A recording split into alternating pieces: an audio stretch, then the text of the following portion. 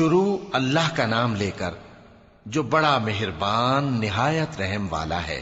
ان فرشتوں کی قسم جو ڈوب کر کافروں کی جان کھینچ لیتے ہیں، اور ان کی جو مومنوں کی جان آسانی سے نکالتے ہیں، اور ان کی جو تیرتے ہوئے جاتے ہیں پھر لپک کر آگے بڑھتے ہیں، پھر دنیا کے کاموں کا انتظام کرتے ہیں کہ وہ دن آ کر رہے گا جس دن وہ زلزلہ آئے گا، پھر اس کے پیچھے اور زلزلہ آئے گا۔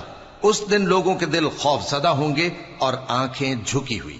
کافر کہتے ہیں کیا ہم الٹے پاؤں پھر لوٹیں گے؟ بھلا جب ہم کھوکھلی ہڈیاں ہو جائیں گے تو پھر زندہ کیے جائیں گے؟ کہتے ہیں کہ یہ لوٹنا تو سراسر نقصان کا لوٹنا ہوگا۔ تو بس وہ ایک ڈانٹ ہوگی، اس وقت وہ سب میدان حشر میں آ جمع ہوں گے۔ بھلا تم کو موسیٰ کی حکایت پہنچی ہے جب ان کے پروردگار نے ان کو پاک میدان یعنی طویٰ میں پکارا اور حکم دیا کہ فرعون کے پاس جاؤ کہ وہ سرکش ہو رہا ہے، پھر اس سے کہو کہ کیا تو چاہتا ہے کہ پاک ہو جائے اور میں تجھے تیرے پروردگار کا رستہ بتاؤں تاکہ تجھ کو خوف پیدا ہو؟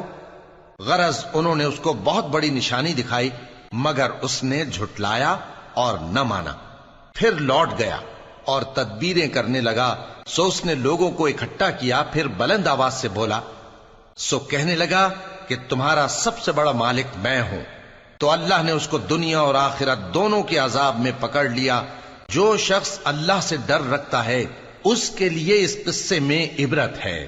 بھلا تمہارا بنانا مشکل ہے یا آسمان کا؟ اللہ نے اس کو بنایا، اس کی چھت کو اونچا کیا، پھر اسے برابر کر دیا، اور اسی نے رات تاریک بنائی اور دن کو دھوپ نکالی، اور اس کے بعد زمین کو پھیلا دیا۔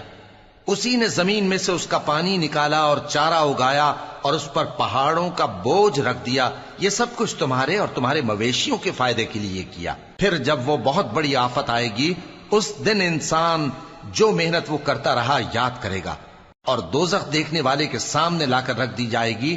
اب جس نے سرکشی کی اور دنیا کی زندگی کو مقدم رکھا تو اس کا ٹھکانہ دوزخ ہی ہے، اور جو اپنے پروردگار کے سامنے کھڑے ہونے سے ڈرتا اور نفس کو بیجا خواہشوں سے روکتا رہا تو اس کا ٹھکانہ بہشت ہی ہے۔ اے پیغمبر صلی اللہ علیہ وآلہ وسلم، لوگ تم سے قیامت کے بارے میں پوچھتے ہیں کہ اس کی آمد کب ہے، سو تم اس کے ذکر کی طرف سے کس فکر میں ہو؟ اس کا منتہا یعنی واقع ہونے کا وقت تمہارے پروردگار ہی کو معلوم ہے۔ جو شخص اس سے ڈر رکھتا ہے تم تو اسی کو ڈر سنانے والے ہو۔ جب وہ اس کو دیکھیں گے تو ایسا خیال کریں گے کہ گویا دنیا میں صرف ایک شام یا ایک صبح رہے۔